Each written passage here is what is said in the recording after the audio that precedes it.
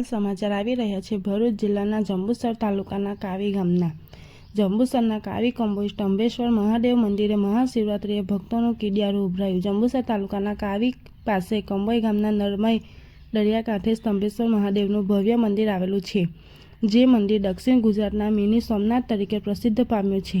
દરિયાકાંઠે શિવલિંગ સ્વરૂપે બિરાજમાન થયેલા ભગવાન શંકર કૃપા વાવવા માટે હજારો ભક્તો ઉમટી પડે છે। મંદિરના પટાંગણમાં બેસીને દરિયાના ઉછળતા મોજા જોવા આહલાદક આનંદની અનુભૂતિ થાય છે।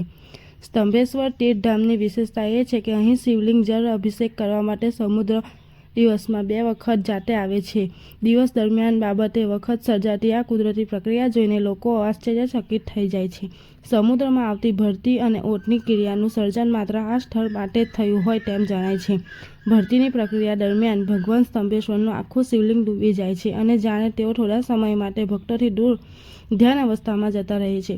ઓટના સમયે દરિયાના પાણીમાંથી ધીરે ધીરે જાણે સાક્ષાત ભગવાન શિવ પ્રગટ થતા હોય તેમ જણાય છે। સ્તંભેશ્વર તીર્થ ધામ જંબુસર તાલુકાના કાવી ગામ પાસે આવેલું છે, જ્યાં સ્તંભેશ્વર મંદિરે શિવરાત્રિ નિમિત્તે ભવ્ય લોક મેળાનું આયોજન કરવામાં આવે છે, જેમાં મોટી સંખ્યામાં શિવ ભક્તો દર્શન અર્થે ઉમટી પડ્યા હતા। સ્તંભેશ્વર મહાદેવ મંદિરે ભક્તો પૂજા અર્ચના અને મહાપ્રસિદ્ધિ ગ્રહણ કરી શિવ ભક્તમાં મગ્ન થયા હતા। શિવરાત્રિના પર્વ અનુલક્ષીને સ્તંભેશ્વર તીર્થના પરમ પૂજ્ય વિદ્યાનંદજી મહારાજ દ્વારા શિવ ભક્તો માટે સુંદર આયોજન કરવામાં આવ્યું હતું। મહાશિવરાત્રિના પર્વે તાલુકાના અગ્રણીઓ કંબોઈ સ્તંભેશ્વર તીર્થ ખાતે પૂજન અર્ચન કરી ધન્યતા અનુભવી હતી।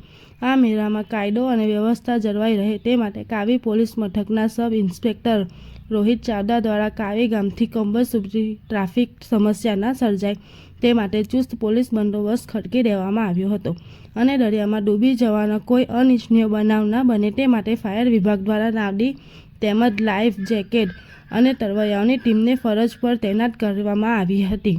જંબુસર કાવી સ્તંભેશ્વર મંદિરે મહાશિવરાત્રિએ દર્શન કરવા માટે ઉમટી પડેલા ભક્તો નજરે પડે છે। રિપોર્ટર દિવાન નજીર।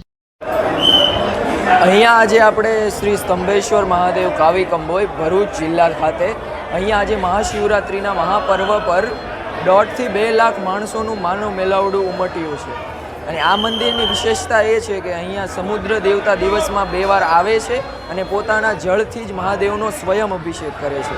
એવો એક પણ દિવસ નથી જાતો જ્યારે સમુદ્ર દેવતા એના પાણીથી મહાદેવનો અભિષેક ના કરતા હોય।